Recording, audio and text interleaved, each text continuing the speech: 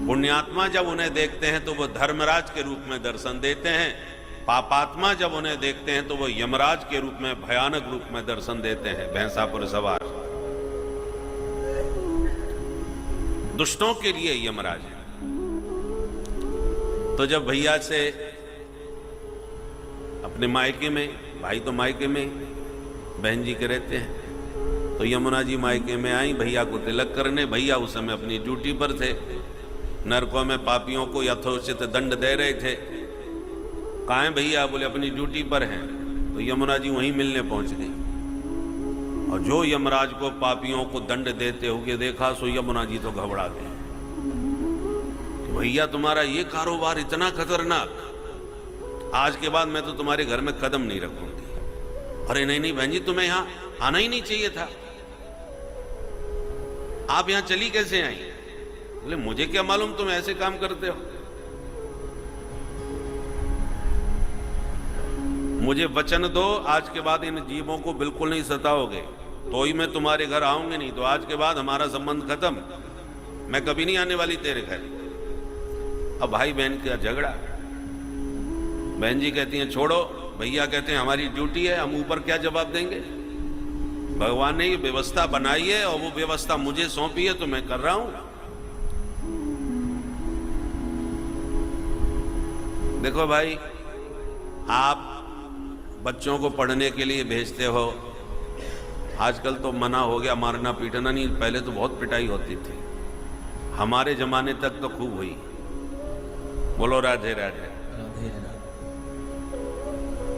तो अध्यापक ये समझ में ना आवे तो मारते पीटते भी थे, और माता पिता को भी पता होता था। हमारे दादाजी अध्यापक थे, तो उनके पढ़े हुए जो उनके शिष्य हैं वो सब सुनाते थे कि डर के मारे यदि हम न जाएं कि आज हमको ने पाठ याद नहीं कर पाया तो पिटाई होगी, तो हम विद्यालय में नहीं जाते थे।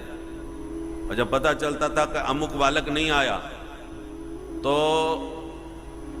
दादाजी 4 शिष्यों को साथ में लेके उसके घर ही पहुंच जाते थे, और पकड़ करके जबरदस्ती 4 शिष्यों से पकड़वा करके लाते थे।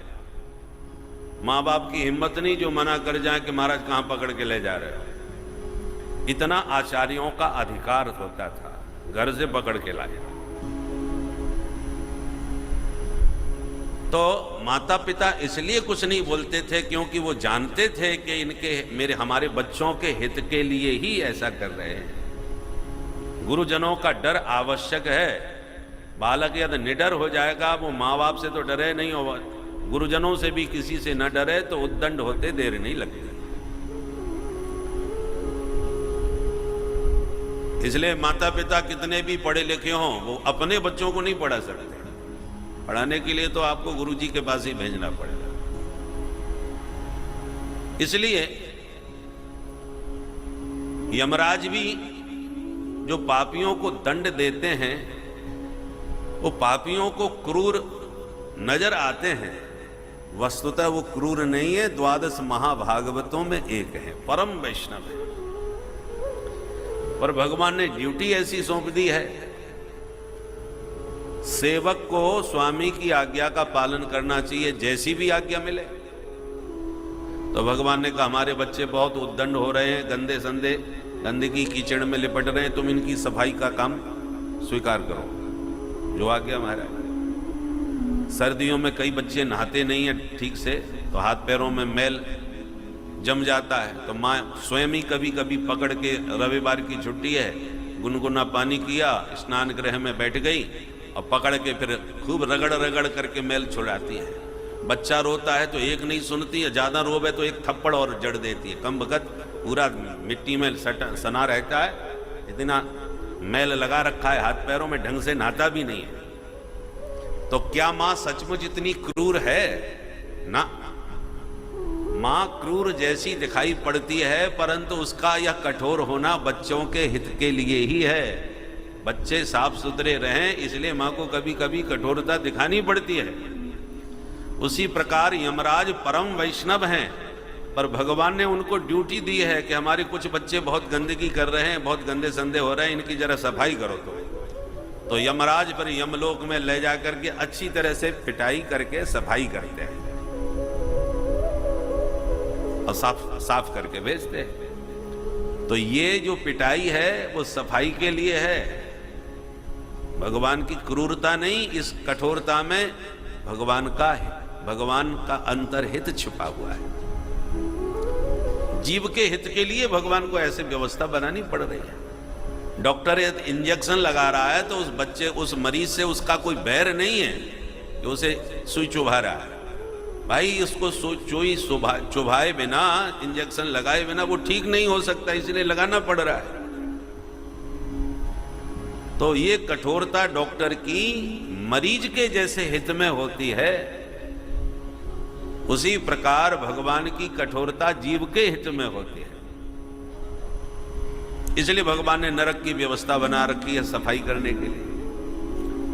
तो प्रसंग पर आए, जब यमुना झगड़ा करने लगी कि ये काम मुझे अच्छा नहीं लगा, ये सब बंद करो, आप जीवों को इतना मारते पीटते हो।